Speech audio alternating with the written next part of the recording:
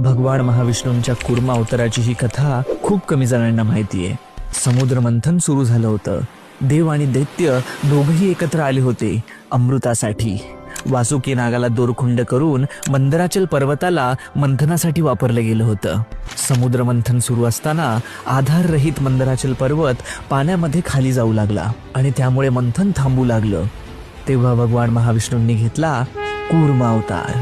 विष्णूंनी विशाल कासवाचं रूप घेतलं आणि समुद्राच्या आत जाऊन त्या आधाररहित मंदराचल पर्वताला आधार दिला। त्यांनी त्या पर्वताला आपल्या पाठीवर घेतले, जणू तो पर्वत विष्णूंच्या पाठीवर फिरत होता आणि त्यामुळेच समुद्र मंथन पुन्हा सुरू झाले। समुद्र मंथनातून अनेक रत्न बाहेर आली, शेवटी अमृत देखील आलं। पण हे शक्य झालं कूर्म अवतारामुळे। कूर्म अवतार म्हणजे काय? तो केवळ एक कासव नव्हता, तो होता आधार, जो संकटात सुद्धा मंथन थांबू देत नव्हता। कधी कधी आयुष्यात मंथन सुरू असतं, पण मन शरीर थकायला लागतं आणि वाटतं आता बस।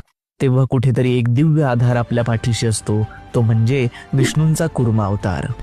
समुद्र मंथनाची संपूर्ण आणि सखोल कथा आपल्या YouTube चॅनल पुरातन गाथावर उपलब्ध आहे, ती पाहायला विसरू नका।